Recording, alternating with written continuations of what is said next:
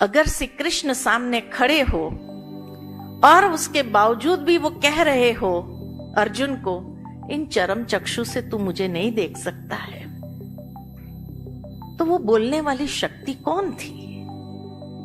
जब किसी कृष्ण को तो देख ही रहे थे, फिर कैसे कह सकते हैं कि तुम इन चरम चक्षु से मुझे नहीं देख सकते हो? क्योंकि मैं परम धाम का वासी हूं, जहां सूर्य चंद्र तारों की रोशनी नहीं पहुंच सकती है। बहुत स्पष्ट तरीके से परमात्मा ने अपना परिचय दिया है। लेकिन आज हम सभी गीता जयंती मनाते हैं, लेकिन गीता के उस रचनाकार, उस पिता के बारे में क्यों नहीं बात करते हैं? आज ये संगोष्ठी में हम इसी बात पर विचार करेंगे कि वो पिता का सत्य स्वरूप, क्योंकि कृष्ण का शाब्दिक अर्थ लिया जाए तो आकृष्ट करने वाले, तो आकृष्ट करने वाली दो ही मूर्तियां थी। एक तो श्री कृष्ण की, जो शारीरिक स्वरूप में साकार स्वरूप में थी, और दूसरी जो निराकार स्वरूप में, जो हजारों सूर्य से तेजोमय स्वरूप देखा अर्जुन ने और कहा बस करो, ये तेज मैं सह नहीं पा रहा हूं। तो वो निराकार तेजोमय स्वरूप, वो वास्तव में श्री कृष्ण के माध्यम से गीता ज्ञान दे रहे थे। और इसीलिए शिव के लिए भी ये महिमा गाई जाती है कि वह भी आकृष्ट करने वाले, क्योंकि जहां चारों ओर अंधेरा हो और कहीं एक छोटी सी दीपक की लाइट भी आ जाए, तो वो हरेक के ध्यान को आकर्षित करती ही है, आकृष्ट करती ही है। और इसीलिए शिव के लिए भी ये कहा जाता है सत्यम शिवम सुंदरम। अति सुंदर स्वरूप अगर है तो शिव का भी है। तो साकार श्री कृष्ण के माध्यम से बोलने वाली शक्ति, वो निराकार स्वरूप जो उसमें अवतरित हुई थी, जो कहते हैं कि मैं प्रकृति का आधार लेकर, प्रकृति को अधीन करके योग माया से प्रकट होता हूं, तो प्रकट होने वाले पिता परमात्मा और गीता माता है, जो ज्ञान दिया जिससे हमें अच्छे संस्कार प्राप्त होते हैं। लेकिन जब माता पिता का महत्व गुम हो जाता है, तब शायद धर्म ग्लानि संसार के अंदर होने लगती है। तो आज इसी पर ही हम सभी चर्चा करेंगे। आज का विषय मैं आप सबके लिए ओपन रखती हूँ। ब्रजमोहन भाई ने कहा कि गीता तो शाश्वत है, तो भगवान कृष्ण तो स्वयं ही स्वीकार रहे हैं कि अर्जुन तुम भूल गए हो, ये ज्ञान तो मैंने पहले व्यवस्था नाम के मनु को प्रदान किया था। भगवान कृष्ण पूरी गीता के 700 श्लोक में आपको एक बार भी श्री कृष्णवाच नहीं मिले, श्री भगवानुवाच है। वो कोई एक शरीर थोड़ी बोल रहा है, वो तो परम तत्व परमात्मा बोल रहा है। जी। और मेरे को कहना ये है कि गीता को बोलने की जरूरत नहीं थी, लेकिन समस्या ये पड़ी कि लोगों को मौन की भाषा समझ में नहीं आ रही थी। अर्जुन के सामने तो भगवान कृष्ण को मुखर युद्ध के मैदान में इसलिए होना पड़ा, वैसे तो कृष्ण चाहे तो पूरी सृष्टि पर पलट करके रख दें। वो युद्ध करने के लिए अर्जुन को प्रेरित कर रहे हैं, उसका मतलब ये नहीं है कि केवल वहां अर्जुन को ही प्रेरित करना है, वो हम लोगों को ज्ञान देना है कि तुमको भी युद्ध लड़ करके अपने धर्म की रक्षा करनी पड़ेगी। अगर आप कृष्ण की थ्योरी युद्ध समझते हैं कि कृष्ण युद्ध करवाना चाहते हैं, तो भागवत में भगवान कृष्ण उद्धव को, जो कि युद्ध करने वाला व्यक्ति है, क्षत्रिय है, आत्मज्ञान दिया, उसको आत्मज्ञान का उपदेश दे दिया।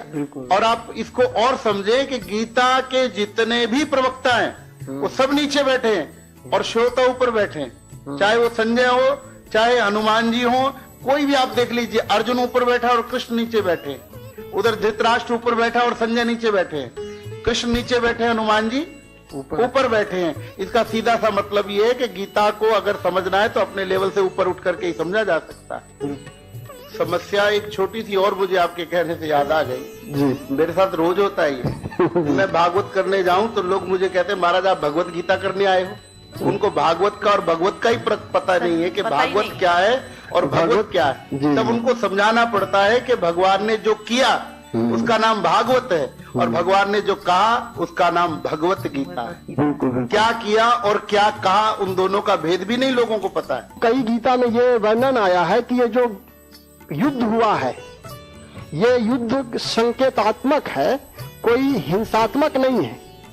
हमारे स्वामी अर्गलानंद जी ने यथार्थ गीता लिखी है, उसमें स्पष्ट उन्होंने लिखा है कि भगवान किसी का खून बहाना किसी को सलाह नहीं देगा कि अर्जुन को कि उठाओ तलवार और मार दो इन सबको। ये भगवान का विषय नहीं है। भगवान ज्ञान के द्वारा, आज मैंने सुबह एक प्रवचन में बोला था, देह एव कुरुक्षेत्रम, जी जी बिल्कुल, युद्ध यत्र दिवानिश, वो इसी संदर्भ में बोला था। बिल्कुल बिल्कुल। लेकिन नहीं, यहाँ पर अर्जुन और कृष्ण को हम देखते हैं, जो जहाँ जहाँ गीता होती भी है तो वीर रस भरा जाता है कि यदि विधर्मियों को मारना है तो उठो अर्जुन, जागो, मतलब शस्त्र उठाओ और मारो। हमें यह नहीं समझ में आता है कि सनातन धर्म, जैसे कुछ हमारे हिंदू भाई मुस्लिम बन गए थे तो उनको बहुत लोगों ने धर्म परिवर्तन करा दिया, तो वो हिंदू से फिर मुस्लिम से फिर हिंदू बन गए। लेकिन किसी के अंदर यदि क्रोध है तो क्रोध का धर्म परिवर्तन कैसे होगा? शांति में परिवर्तन करना है क्रोध को, कौन कर सकता है? कोई माई का लाल हो, देखिए कैसे कर सकता है? जनेऊ पहना के पूजा पद्धतियां बदल जाती हैं। जी जी, पूजा पद्धतियों के बदलने का विषय अलग है। आप जो ये क्रोध की बात कह रहे हैं तो बिना ज्ञान के मिटने वाला नहीं। वही बात हम कह रहे हैं कि बिना ज्ञान के नहीं मिटने वाला है। हाथ में आप संकल्प लेकर के आपने कह दिया मैं हिंदू हूँ, लेकिन आप हाथ में संकल्प लेकर के ये नहीं कह सकते कि मैं शांत स्वरूप हूँ, आज से मैं शांत हो गया तो अब मुझे क्रोध नहीं आएगा। ये ज्ञान गीता सिखाती है। और मुख्य विषय है आज का जो है निराकार परमात्मा। हम भी गीता पढ़ते हैं, लेकिन ये सारी गीता कंफ्यूजन में है। कहीं पर लगता है कृष्ण बोल रहे हैं, कहीं लगता है कृष्ण किसी की ओर संकेत कर रहे हैं। दूसरे अध्याय में भगवान ने अर्जुन को कहा, नात्वे वाहम जातु नासो नात्वम नेमे जनाधिपाः ना चैवम ना भविष्यामः सर्वः वै मतः परम।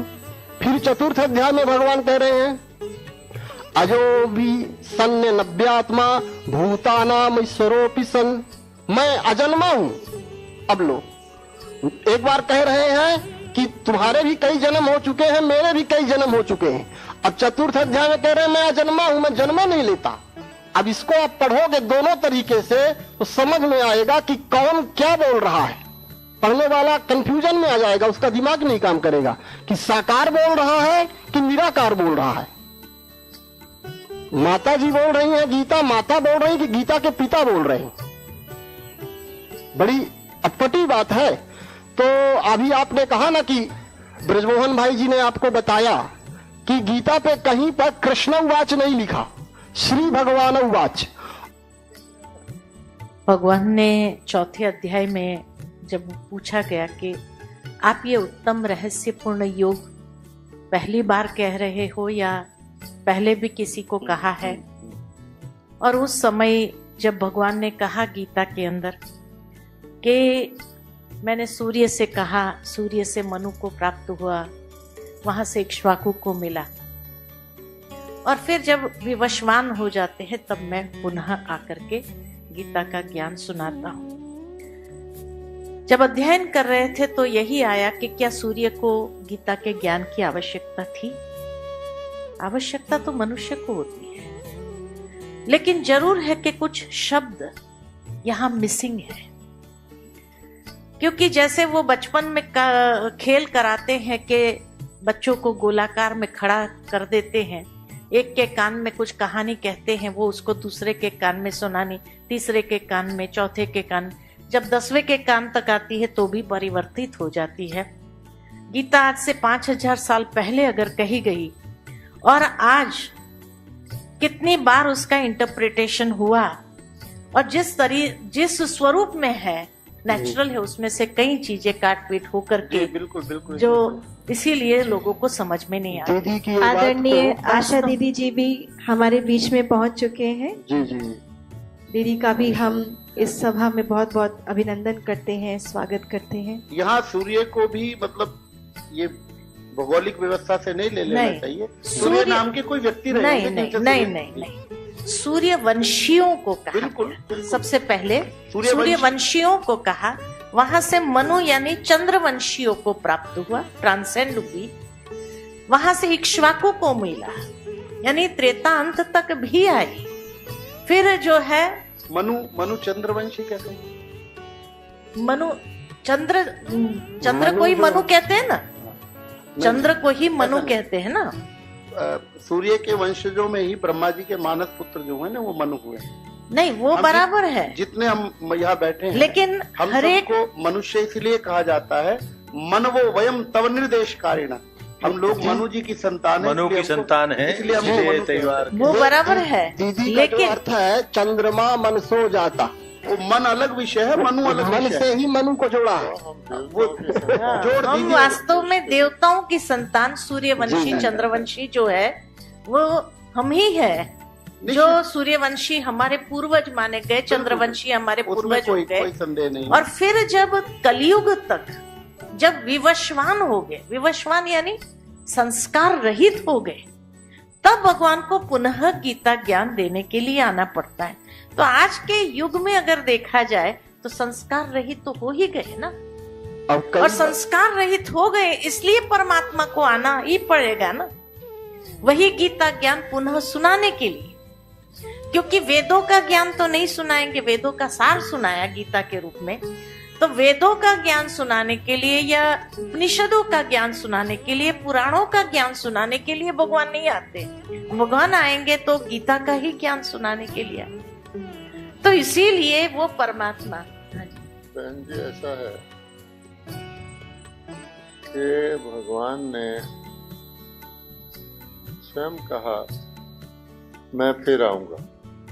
कहा कि जब धर्म की गिलानी होगी मैं पुनः आऊंगा, मैं धर्म की स्थापना, सत्य धर्म की स्थापना करूंगा। इससे क्या पता लगता है कि परमात्मा स्वयं दोबारा आकर के सत्य बताते हैं और सत्य धर्म की स्थापना करते हैं। अब मेरे दिल से पूछो तो भगवानो वाच हम सूर्य गिन ले और भगवानो वाच की गीता पर टीका टिप्पणी करना। हम किसी अपने बुजुर्ग की बात पर कोई बच्चा टीका टिप्पणी करता है तो लोग पसंद नहीं करते, वो कहते हैं बड़ों की बात पे तुम क्या बोलोगे। और हम कितना साहस करते हैं कि हम बहुत खुश होते हैं कि हमने भगवान के महावाक्यों पर टीका टिप्पणी लिखी और वो बढ़ती जा रही हैं। आज भगवान की गीता तो अलग हो गई, नाम रखा जाता है तिलक की गीता, टैगोर की गीता। अब देखिए वेद व्यास जी की गीता कोई ले ले तो क्या वो गीता भगवान की गीता है? और दूसरी बात, एक एक श्लोक पर जितना कोई ज्यादा व्याख्या कर दे उसको बड़ा विद्वान गिना जाता है। वास्तव में गीता को डिल्यूट करना अर्थात हम जैसी है उसको वैसा समझें, उसकी बजाय हम उसके अंदर अपना व्याख्या क्या मतलब है तो अपनी बातें हम एक्सप्लेन करने की कोशिश करते हैं। सार ये है भगवत गीता में जो लिखा है कि भगवान आए, भगवान ने आकर गीता सुनाई, योग सिखाया और उससे सत्य धर्म की स्थापना हो गई। इस गीता शास्त्र को पढ़ने से तो भगवान ने नहीं कहा कि मैंने ज्ञान दिया, मैंने दे के पूरा कर दिया, अब ये शास्त्र हो गया शाश्वत और जो भी जिसको भी अपना कल्याण करना है वो शास्त्र को पढ़े और उसकी सदगति हो जाएगी। और उसके अलावा उसकी 4000 टीकाओं को पढ़े तो और भी जल्दी सदगति हो जाएगी। नंबर 1। दूसरी बात, भगवान शुरू में कह रहे हैं कि आत्मा अमर है, आत्मा शाश्वत है, आत्मा मरती नहीं। तो जब भगवान खुद कह रहे हैं आत्मा मरती नहीं और व्यक्ति को स्वाभाविक तौर पर भी अपना शरीर छोड़ ही देना, तो फिर भगवान क्या ऐसी सोच रखते होंगे कि किसी का गला कटवा दो तो मर जाएगा।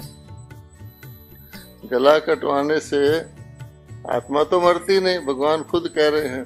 तो अगर किसी असुर का आप गला काट भी दें, उसकी जो आत्मा निकलेगी वो आसुरी आत्मा निकलेगी, वो पुनर्जन्म असुर के रूप में ले लेगी। तो किसी का वध करके, किसी के शरीर का अंत करके, जबकि उसकी आत्मा शाश्वत है, क्या हम पापियों का नाश कर सकते हैं? ये तो भगवान भी जानते हैं। इसलिए आप गौर से देखेंगे कि भगवान को ये कहना पड़ा कि मैंने जो ज्ञान दिया था, सूर्य आदि की डेफिनेशन भी छोड़ दें, मैंने जो योग सिखाया था वो काल अंतर से लुप्त प्राय हो गया, ये साफ कहते हैं। और उसी को मैं पुनः मैं सिखाने के लिए आ रहा हूँ। और इसको उससे जोड़ लीजिए कि जब जब धर्म की गिलानी होती है मैं आता हूँ, इससे साफ पता लगता है कि गीता के द्वारा जो कल्याण हुआ वो गीता के भगवान ने पुनः अवतरित होके किया, ना कि उसके यादगार शास्त्र के द्वारा हुआ। वेद व्यास जी की लिखी हुई भगवत गीता में बहुत सारी चीजें उन्होंने बहुत अपनी दिव्य बुद्धि प्राप्त करके साक्षात्कार करके लिखी है, लेकिन फिर भी उसमें एक बात का भी अगर आगे पीछे हो जाए, अब समय का ही ले लीजिए, भगवान ने आकर के अधर्म का विनाश करके सत्य धर्म की स्थापना की। अब चारों युगों को सामने ले आइए तो अधर्म का सबसे बड़ा युग तो कलयुग ही है। अच्छा, अगर हम देखें जब कलयुग है तो कलयुग में सभी लोग कलयुगी हो गए, या ऐसा भी हो सकता है कि कलयुग में कोई व्यक्ति सतयुगी हो जाए या त्रेता युगी हो जाए। जब कलयुगी हो गए तो उसकी सब चीजें कलयुगी हो गई। अब उस कलयुग में उन चीजों का जिन्होंने कलयुग लाया है उनसे हम एक्सपेक्ट करें कि वो सतयुग ले आएंगी, वो तो हो ही नहीं सकता। तो ऊपर वाला कोई ऐसा नया और न्यारा शक्तिशाली आएगा जो अवतार लेगा, जो ही कलयुग को सतयुग में बदलेगा, और वो भगवान है। तो भगवान सारे चक्कर को देख लीजिए, परमात्मा का अवतरण केवल और केवल कलयुग के अंत और सतयुग की आदि के संधि काल पे होता है, जिसको हम पुरुषोत्तम युग कहते हैं। साबित होता है भगवान आए, उन्होंने कलयुग को खत्म किया और सब कलयुगी चीजों को खत्म किया। इसलिए भगवान कह रहे हैं सर्वधर्मान परित्यज, कि देखो जिनको तुम लोग धर्म मानते रहे हो वो तुम्हारे शारीरिक धर्म रहे, उनको छोड़ो और मेरी शरण में आओ। मन मना भव, मेरे को याद करो, स्वयं भगवान कह रहे हैं। तो सारी गीता का सार ये निकलता है कि हम जब तक ये नहीं जानेंगे गीता का भगवान कौन है, तो हम किसको याद करेंगे। तो इसलिए गीता का भगवान, गीता जयंती मनाते हैं ठीक है, लेकिन गीता जिसने गीता सुनाई उसकी जयंती मनानी चाहिए, और वो है, उसके यादगार हैं भारत में, हमको उसको खाली खोजना है। और सब जानते हैं कि केवल और केवल हम एक को ही परमात्मने नमः कहते हैं। आप देख लीजिए, अन्य किसी को हम परमात्मने नमः नहीं कहते, केवल शिव परमात्मने नमः कहते हैं, अन्य सबको देवाय नमः कहते हैं। तो जब हमें पता है कि शिव परमात्मने नमः है, शिव परमात्मा है और गीता में भगवानो वाच है, तो गीता किसने सुनाई होगी, गीता में किसका ज्ञान होगा। आप देख लीजिए, हम दिखाते हैं कि सागर में पीपल के पत्ते पर श्री कृष्ण जी आ रहे हैं। इसका तात्पर्य क्या है कि प्रलय के बाद, महाविनाश के बाद, जो प्रथम सर्वश्रेष्ठ 16 कला संपूर्ण देवता, जिनसे उत्तम कोई देवता नहीं है, वो सागर में आ रहे हैं पत्ते पर, अर्थात नए कल्प वृक्ष का प्रारंभ कर रहे हैं। अब अगर श्री कृष्ण सागर में पीपल के पत्ते पर जन्म लेते हैं जो महाविनाश के बाद है, तो गीता तो महाविनाश से पहले सुनाई गई थी। तो जरूर उन्होंने ही अपने किसी पिछले जन्म में, पिछले रूप में गीता सुनाई होगी। लोग हमेशा किसी की हाईएस्ट अचीवमेंट को यादगार बनाते हैं। मैं बीए पास करूं और एमए पास करूं तो मैं अपना सर्टिफिकेट MA का ही लगाऊंगा। तो परमात्मा की सर्वश्रेष्ठ जो उपलब्धि है श्री नारायण के रूप में, श्री कृष्ण के रूप में, वो तो प्रारब्ध है। लेकिन उससे पहले कहा जाता है ब्रह्मा, ब्रह्मा का दिन, ब्रह्मा की रात हम कहते हैं। अब ब्रह्मा के द्वारा ही सबने कहा है, भगवान ने, शिव ने ब्रह्मा जी के द्वारा स्थापना की, शिव ने विष्णु जी के द्वारा पालना करवाई, शिव ने महादेव शंकर जी के द्वारा विनाश कराया, शिव के ऊपर त्रिपुंडी भी लगाते हैं। और हमारे देश में तो कश्मीर से लेकर कन्याकुमारी तक यहाँ ही बहुत से महात्मा आए हुए हैं। मैं उज्जैन से आया हूँ, मैं महाकाल के स्थान से आया हूँ, मैं वाराणसी से आया हूँ, मैं शिव काशी से आया हूँ, अमरनाथ से लेकर रामेश्वरम तक श्री राम के भी ईश्वर शिव को कहा गया है। तो क्यों नहीं हम ये समझते कि परमात्मा की अगर भगवानोवाच गीता है तो परमात्मा शिव ने कभी अवतरित होकर सुनाई होगी। और शिव की रात्रि हम हर वर्ष मनाते हैं, शिव की रात्रि मनाते हैं, ब्रह्मा की रात्रि मनाते हैं और देवियों का भी नवरात्रा मनाते हैं। अगर हम इस लिंक को समझ जाएं कि शिव ने जन्म नहीं लिया, परमात्मा अवतरित होते हैं, शिव ब्रह्मा के शरीर रूपी रथ पर अवतरित होकर के ज्ञान गंगा बहाते हैं और ये अज्ञान रूपी रात्रि को दूर करते हैं। तो हमारे यहाँ तो कथा भी है कि शिव से गंगा निकली थी, जिसको भागीरथ शंख बजाते हुए लाए थे। तो भागीरथ को हमने राजा कहा है। शंख बजाने का क्या अर्थ है कि शंखनाद यानी मुख से शिव ने भागीरथ ब्रह्मा, भागीरथ का मतलब होता है भाग्यशाली श्री रूपी रथ। वह भाग्यशाली श्री रूपी रथ जिसमें भगवान अवतरित होकर के उनके मुखारविंद से गीता सुनाते हैं, जिससे ब्राह्मण उत्पन्न होते। कहा गया है सच्चे ब्राह्मण, असली ब्राह्मण ब्रह्मा जी के मुख से निकले थे। और गीता के 3rd अध्याय में लिखा भी हुआ है कि ब्रह्मा जी के द्वारा कल्प की आदि में एक यज्ञ रचा गया था, जिससे देवता उन्नत हुए थे और वृद्धि को पाए थे। अर्थात देवता कोई ऐसे नहीं, उन्हीं आत्माओं को भगवान ने अडॉप्ट किया था। जैसे जिसको कहते हैं गोद के बच्चे बनाया था, ये मुख के द्वारा ज्ञान देकर ब्राह्मण बनाया था। और उन ब्राह्मणों का नाम भी ब्रह्मा पुत्रियां, ब्रह्मा कुमार और ब्रह्मा कुमारियां हैं, जो शिव संदेश सुनाते हैं। और सरस्वती जी को ब्रह्मा की बेटी कहा गया। सरस्वती के पास ज्ञान कहाँ से आया? जब ज्ञान के सागर परमात्मा है, ब्रह्मा के हाथ में शास्त्र दिए, ब्रह्मा के पास ज्ञान कहाँ से आया? तो शिव से ही। तो शिव परमात्मा ने ब्रह्मा को भी अडॉप्ट करके, यानी एक ऐसे रथ को लेकर उसको भाग्यशाली रथ बनाया, उसके द्वारा मुख से ज्ञान सुनाया और उस ज्ञान का वितरण भगवान ने मातृशक्ति के द्वारा कराया, जिनको हम ज्ञान गंगाएं कहते हैं, जिनके नाम पर भारत की नदियों के नाम हैं। वो ज्ञान अमृत खुद भगवान ने सुनाया। उसका सबूत है कि कलयुग के बाद सतयुग आता है।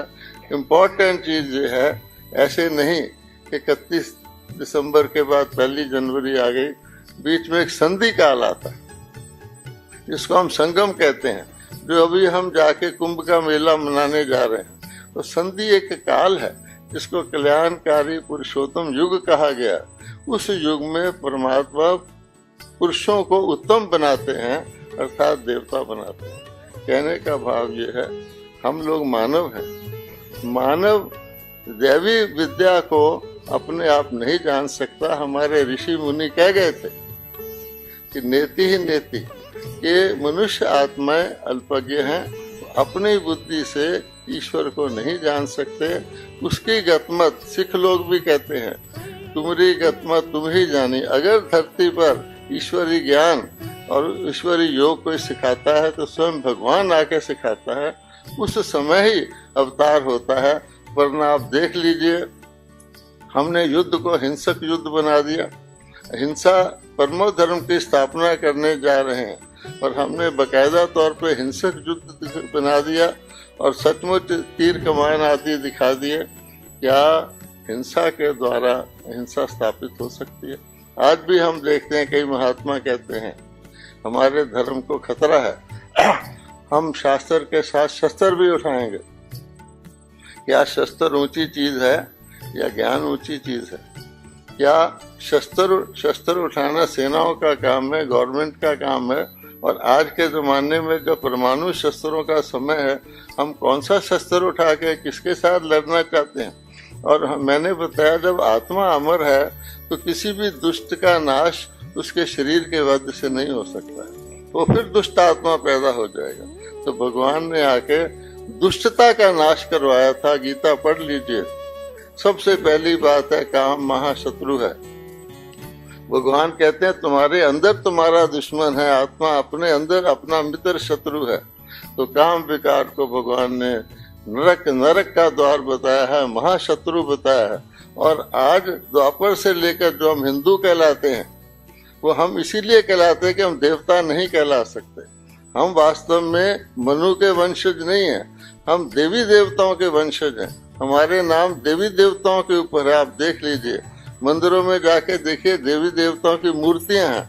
मूर्तियां इसलिए हैं कि चैतन्य में देवी देवता नहीं रहे। इसलिए जो मनु है, जिसको हम कहते हैं कि उसके हम वंशज है, वो तो बाद की बात है। सचमुच हम मनु के वंशज हैं, क्योंकि हम अपने आप को देवताओं के वंशज कहलाने के लायक नहीं रहे। हम शर्माते हैं, उनकी मूर्तियां रखते हैं, लेकिन कर्म नहीं करते। तब भगवान कहता है कि युग के अनुसार हर चीज सही है, कोई चीज गलत नहीं है। हमें ये नहीं भूलना चाहिए कलयुग है। भगवान कलयुग के अंदर संगम युग बनाते हैं, जिसको अलौकिक युग कहा जाता है, जिसमें वो आके ज्ञान देते हैं और उस ज्ञान से हमारी एक रस बुद्धि हो जाती है। हम सनातनी लोग शास्त्र से ही न्याय लेते हैं कि हमारे श्रेष्ठ लोगों ने जो शास्त्र दिए, यही बात है। उसके इतर हम लोग कुछ स्वीकारते नहीं, हम लोग शास्त्र को ही स्वीकारते। इसीलिए क्या हुआ था, जब भगवान आए थे तो भगवान ने कहा कुछ, और हम लोगों ने कहा हम तो शास्त्र को मानते हैं। और शास्त्र को मानते हैं, अगर ब्रह्मा जी भी उतर आएंगे, हम जो शास्त्र कहेगा वो ही करेंगे। और नतीजा क्या हुआ कि हमारे द्रोणाचार्य जी, कृपाचार्य जी, सारे स्वामी, देखिए भगवान जब आए थे तो उन्होंने कहना शुरू किया कि नहीं, शास्त्र में ऐसा नहीं लिखा है, शास्त्र में ऐसा नहीं लिखा है, शास्त्र में ऐसा। और इसीलिए भगवान को कहना पड़ा कि वेद से, गौर से सुनिए, वेद से, अध्ययन में सारे शास्त्र आ जाते हैं। जो हम कर रहे हैं उससे तो हम कलयुग में आ गए। वेद से, अध्ययन से, जप से, दान से, क्रियाओं से आदि से मेरी प्राप्ति नहीं होती। भगवान को क्यों कहना पड़ा कि जब वो आए उन्होंने देखा कि हम लोग बहुत मेहनत कर रहे हैं, हम लोग यही कर रहे हैं, क्योंकि और कोई, जब सूर्य नहीं रहता तो बत्तियां जगाई जाती हैं, क्योंकि काम चलाना है। तो इसलिए हम कहते हैं कि हमारे संतों ने, महात्माओं ने, शास्त्रों ने, मुनियों ने भारत को कायम रखा है। लेकिन वो जो भगवान का बनाया हुआ भारत है वो भगवान ही बनाएगा ना, हम थोड़ी बना सकते हैं। ये हमें देखना पड़ेगा। और अब शुभ अवसर है, क्योंकि वो काल के चक्र के अनुसार अब कलयुग का अंत आ गया है। शास्त्र की गंभीरता समझना बिना गुरु के संभव नहीं है क्या?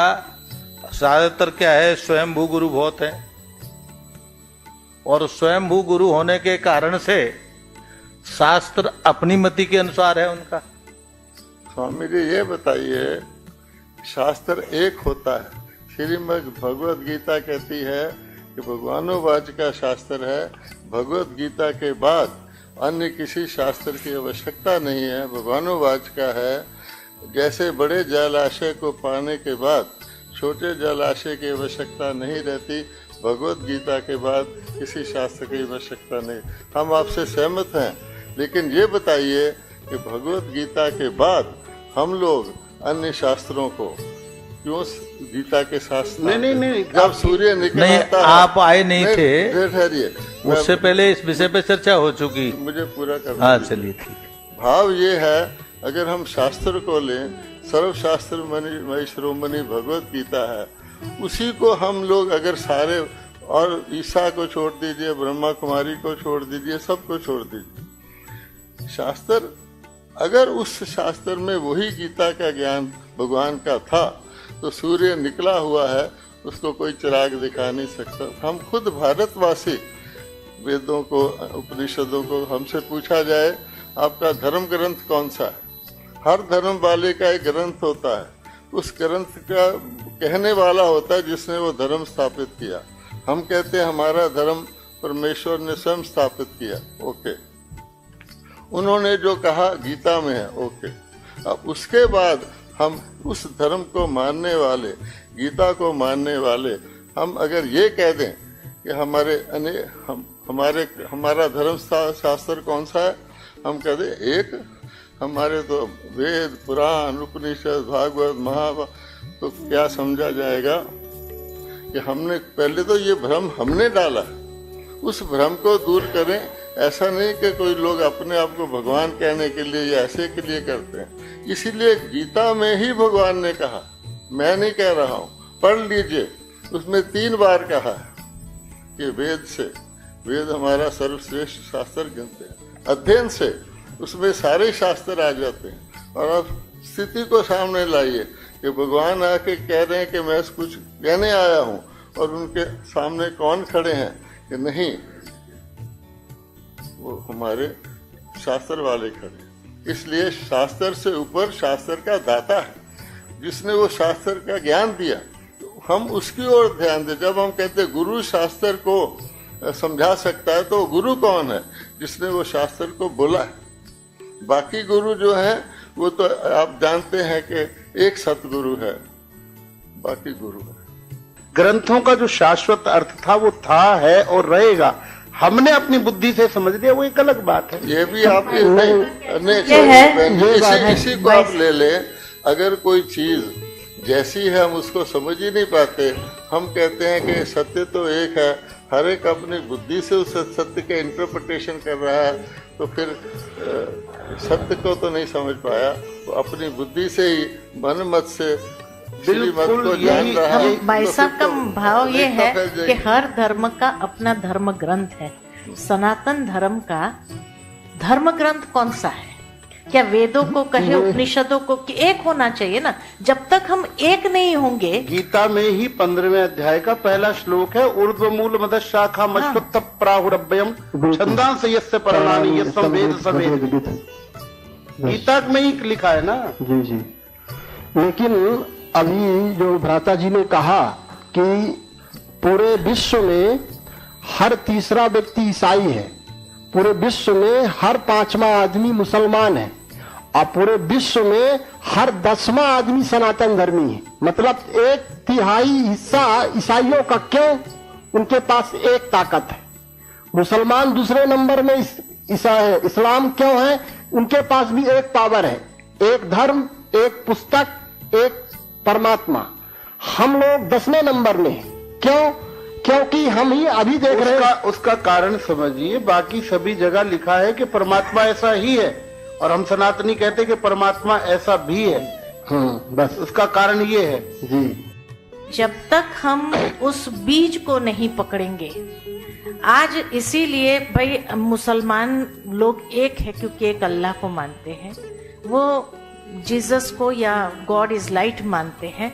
लेकिन हमने जिसको भी पूछो उसका अपना भगवान, जिसको भी पूछो उसका अपना भगवान। तो बीज से हम टालियों में चले गए, हम वो पत्तों में चले गए, लेकिन बीज को पकड़े ना हम सभी।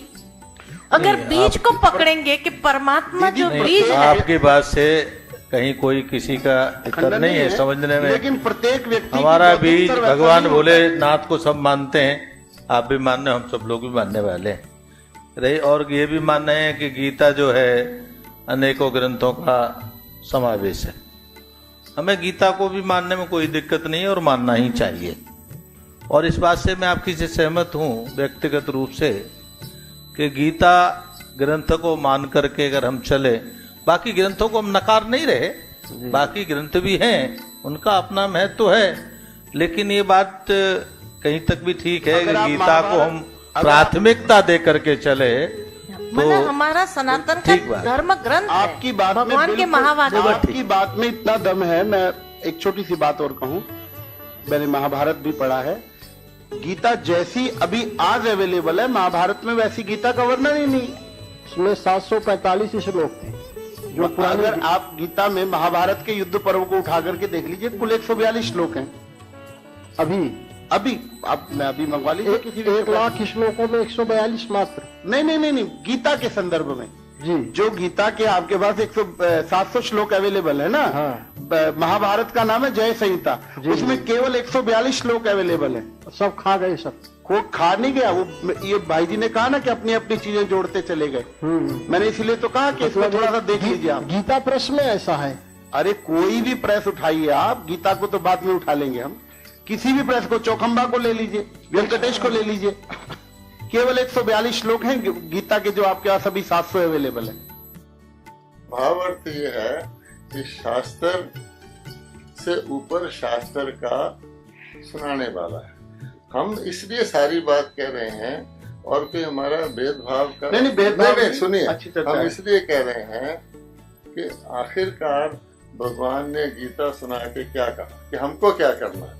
उन्होंने कहा कि देखो तुम आत्मा, पावन आत्मा मैं तुम्हें बना के दिया था, मैंने तुम्हें देव आत्मा बनाया था, अहिंसा पर चलने वाली आत्मा बनाया था। और अहिंसा का डेफिनेशन भगवान ने दिया जिसमें 5 विकार नहीं है, काम क्रोध लोभ मोह अहंकार। काम क्रोध लोभ नरक के द्वार हैं, मोह अहंकार को जोड़ के बाद ही व्यक्ति नष्टो मोहा बनता है। मैंने तुम्हें निर्विकारी पावन देवता बना के सर्वगुण संपन्न छोड़ा। अब तुम जन्म लेते लेते लेते लेते सांवरे गोरे कृष्ण भी बने, सांवरे कृष्ण भी बने, ब्रह्मा के दिन में भी रहे। अब तुम हो तो वही आत्मा, परंतु तुम्हारे अंदर ये काम क्रोध लोभ मोह अहंकार का विकारों का आवरण आ गया, तुमने अपने आप को दे माना। अब भगवान कहते हैं जो भी ज्ञान सुनाते हैं, इस विकारों की जो अंदर तुम्हारे आई है कमजोरी, उसको एकमात्र ज्ञान से दूर नहीं हो सकती। मुझे कोई कह दे तू विकार छोड़ दे, मुझे समझा दी बे, मेरे में शक्ति चाहिए। तो भगवान फाइनली क्या कहते हैं कि मन को मेरे में लगाओ, अन्य सब अपनी पद्धतियां छोड़ो, तो मैं तुम्हें सर्व पापों से मुक्त करूंगा। ये मेरा वायदा है। मेरे साथ योग लगाओ। योग का अर्थ वो आसन नहीं है, अर्थात मन को मेरे साथ लगाओ। अब गीता में ज्ञान योग, भक्ति योग, कर्म योग, वैराग, ये एक ही योग की भिन्न भिन्न डायमेंशन है, ये कोई अलग नहीं है। खुद कह रहे हैं कि सबसे आसान भक्ति योग है, ज्ञान योग सबसे मुश्किल है। तो क्या भगवान कहेगा कि 4 तरीके हैं, एक बहुत मुश्किल है, एक बहुत आसान है, तो सीधा ही क्यों नहीं कह देगा आसान को अपनाओ। इसलिए उसके डायमेंशंस हैं कि योग के लिए ज्ञान भी चाहिए, योग के लिए डिवोशन भी चाहिए, अब कर्म करते हुए भी योग चाहिए, और योग के लिए कई चीजों का डिसिप्लिन चाहिए, संन्यास चाहिए। परंतु सार उसका ये है, मन को मेरे में लगाओ। तो मन तो आत्मा में है, तो आत्मा को परमात्मा में जोड़ना यही योग है, और उसके लिए परमात्मा को जानना आवश्यक है, और परमात्मा का ज्ञान परमात्मा स्वयं ही देते हैं। तो सारी बात का सार ये निकलता है कि गीता के भगवान कौन है। बस ये हमको पता लग जाए और सब एक मत हो जाए, उसके यादगार भारत में है, तो हम उसको याद करें, आत्मा बन के तो बात खत्म। बाकी चीजें हमने खुद अडॉप्ट की हैं। जैसे जैसे वृक्ष बढ़ता जाता है, शाखाएं उपशाखाएं निकलती जाती, इसमें कोई किसी का दोष नहीं है। कलयुग में आके ये सब चीज होनी है। लेकिन अब वो कहते हैं कि एक जगह जाना है, आत्माओं के लोक में जाना है, परलोक में जाना है, मैं वहीं से तुमको लेने आया हूँ। सारे महाभारत का अर्थ क्या है कि पतित दुनिया से, पतित शरीरों से छुड़ाकर आत्मा तो जिंदा रहती हैं, आत्मा को शुद्ध करके मैंने ले जाना है। और शुद्धिकरण स्वयं करोगे, उसके लिए योग लगाना है। योग शिव से लगाना है।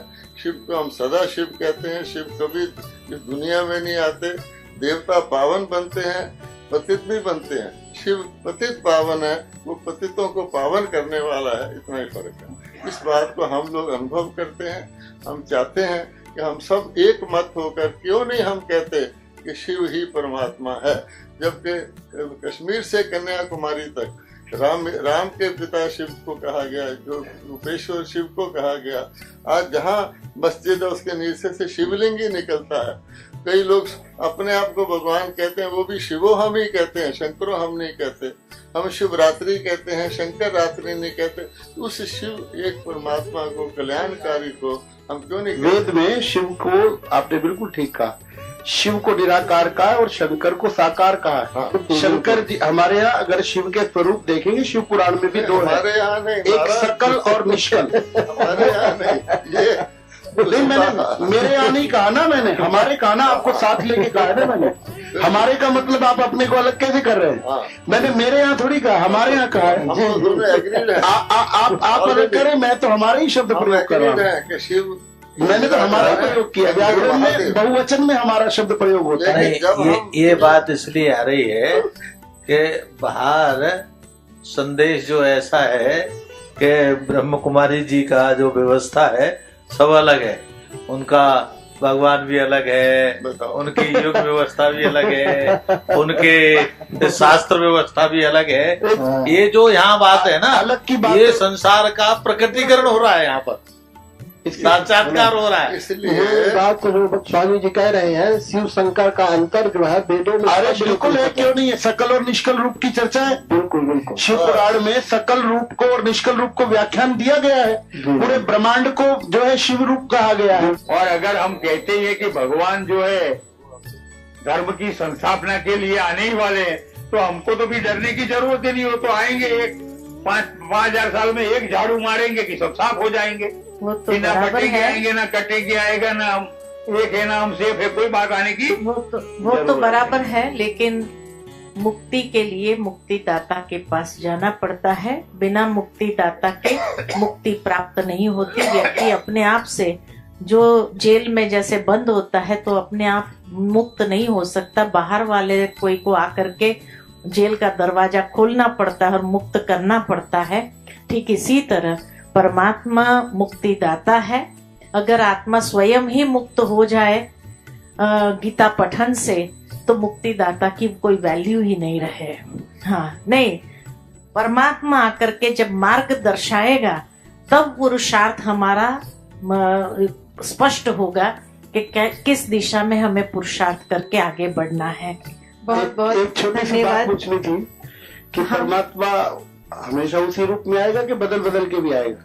ऐसा है कि जैसे आप भाई ने कहा कि भाई परमात्मा अवतरित होते कभी राम के रूप में, कृष्ण के रूप में, ऐसे नहीं होता है। ये सब दिव्य आत्माएं हैं। दिव्य आत्माओं का भी अपना अस्तित्व है जो इस संसार में आती है, और तब देवी देवताओं का भी हर एक का अपना अस्तित्व है। परमात्मा के लिए जो कहा गया, यदा यदा ही धर्मस्य, के अति धर्म ग्लानि के समय ही भगवान इस संसार में अवतरित होते हैं। किसमें होते हैं? तो 7वें अध्याय में कहा, मैं अति साधारण रूप में आता हूँ, जिस कारण मूढ़मती मनुष्य मुझे पहचान नहीं सकते हैं। कोटों में कोई में भी कोई विरला मेरे यथार्थ स्वरूप को जान करके मेरी शरण को ग्रहण करता है। अर्थात ये स्पष्ट है कि श्री कृष्ण के जो नर स्वरूप है, कलयुग के अंत में जो नर स्वरूप, अनेक पुनर्जन्म लेते लेते लेते लेते, जब कहा दूसरे अध्याय में तेरे भी बहुत पुनर्जन्म है, मेरे भी बहुत पुनर्जन्म है, तो अनेक पुनर्जन्म लेने के बाद जब कलयुग के अंत में वो साधारण नर स्वरूप में आ जाते हैं, तब परमात्मा उसी के तन में अवतरित होते हैं और गीता का ज्ञान पुनः देते हैं, क्योंकि गीता प्राय लोप हो जाती है। जैसे ही कलयुग समाप्त होता है, सतयुग की दुनिया आ जाती है, तो सतयुग में तो गीता की आवश्यकता ही नहीं रहती है, और इसीलिए जो है ज्ञान प्राय लुप्त हो गया। जब मनुष्य फिर विवशवान होते, तब परमात्मा को आने की आवश्यकता पड़ती है।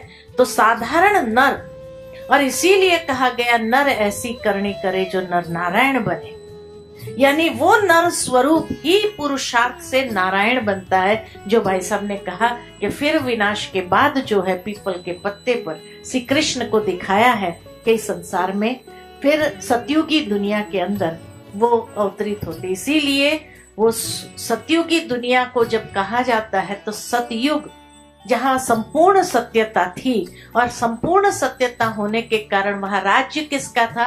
श्री लक्ष्मी, श्री नारायण का।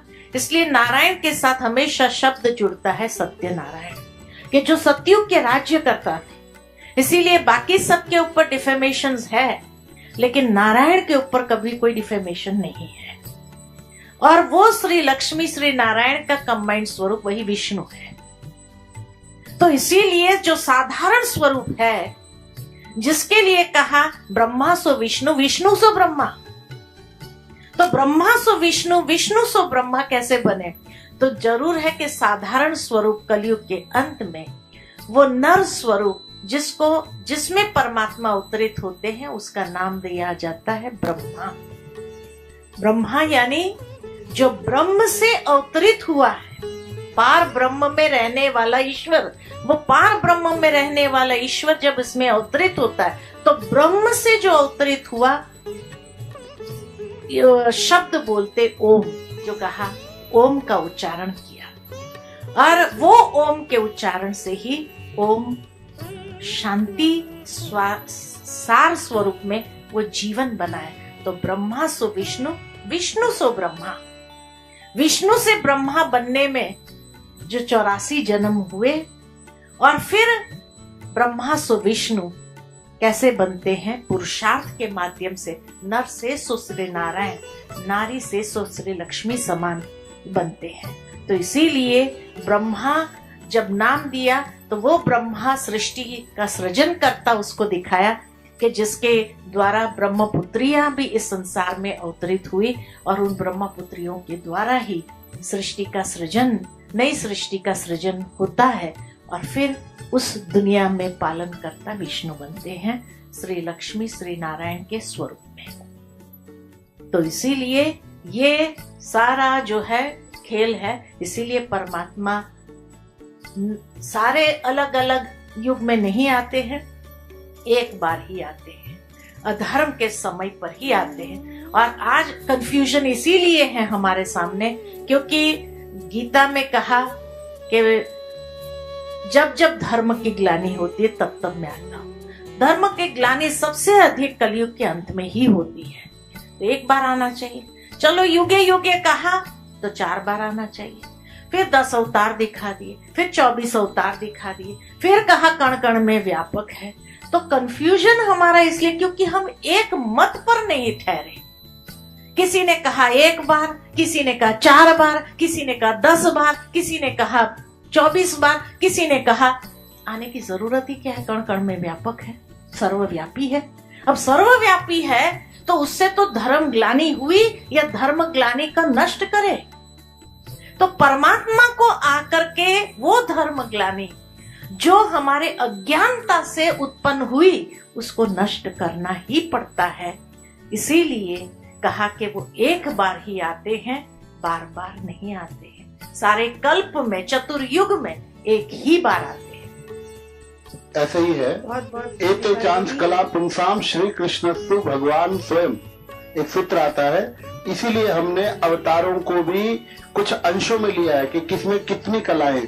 उसका मूल कारण भी जो आपने अभी कहा वो ऐसा ही है, बिल्कुल ऐसी चीज है। कहने में तरीका बदल सकता है, लेकिन हकीकत एक ही है कि वही जिस समय जितनी जरूरत होती है उतने अंश में आ जाता है। ज्ञान तो सागर है, बार आता है परमात्मा, एक ही बार आता है।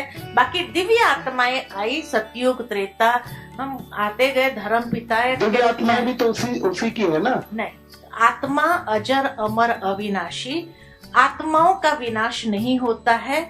आत्मा शाश्वत है, और शाश्वत जब कहा गीता के अंदर, मैं तलवार से कट नहीं सकता, अग्नि से जल नहीं सकता हूँ, पानी से भिगा नहीं सकते, हवा से सुखा नहीं सकते। भावार्थ यही कि आत्मा शाश्वत है, उसका विनाश नहीं होता है, न उसका टुकड़ा होता है कि हाँ भाई परमात्मा का एक टुकड़ा आ गया नीचे, ये नहीं तो होता।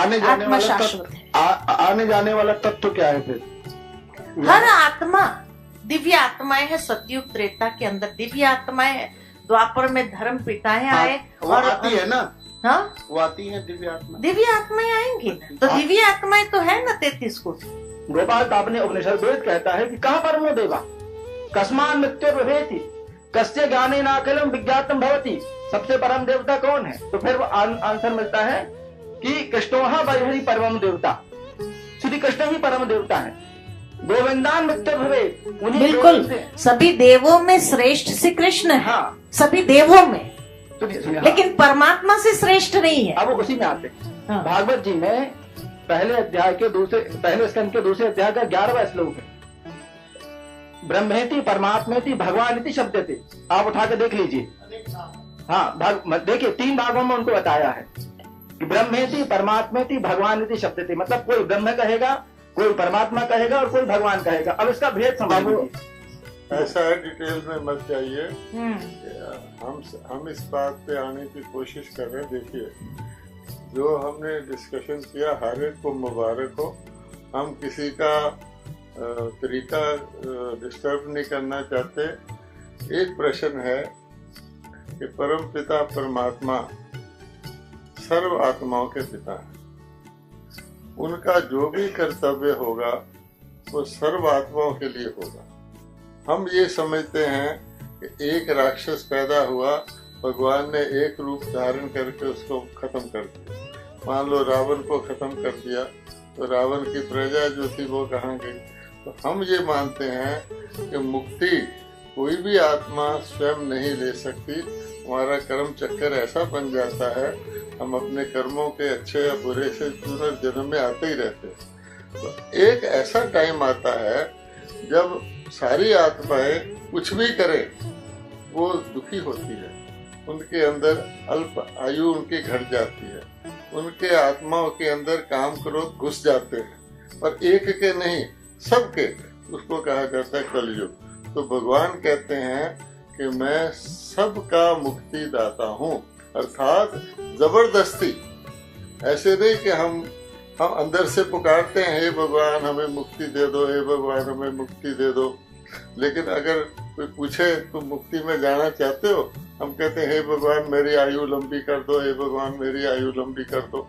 इसलिए ड्रामा को अंत करना है तो भगवान कहते हैं सर्व आत्माओं का मुक्ति मैं शरीरों से मुक्त करवा के उनको परम धाम में ले जाता। तो अब ये जो शब्द आप प्रयोग करते हैं, ब्रह्म एक लोक है। ब्रह्म एक लोक है जहाँ आत्माएं रहती हैं, जिसको हम परलोक कहते हैं। वो एक तत्व है, वो फैला हुआ तत्व है। ब्रह्म कोई चैतन्य भगवान नहीं है। ब्रह्म में रहने वाला जो शिव है वो आत्मा है, वो चैतन्य है। तो हम सब आत्माएं भी ब्रह्म लोक की रहने वाली है।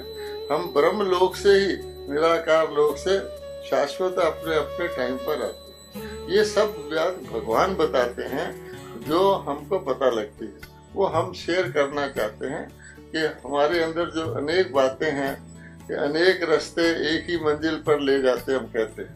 अब आप सोचिए, अनेक रास्ते एक मंजिल पे ले जाते हैं, देखने में तो बहुत अच्छा लगता है। आप लंबे रास्ते से जाइए, छोटे से जाइए, लेकिन मंजिल पता है? अगर कोई कहे कि मंजिल 7वें आसमान पर है और कोई कहे मंजिल धरती के नीचे है और कोई कहे बाएं है और दाएं है और कोई कहे सब जगह मंजिल ही मंजिल है, फिर तो आप पहुंच चुके।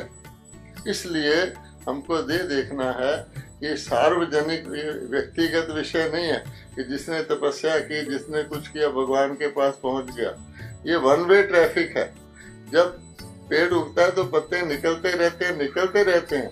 जब लीन होता है तो सारी आत्माएं वापस जाती हैं। अब सृष्टि चक्र को देख लीजिए, आबादी धीरे धीरे बढ़ती गई है।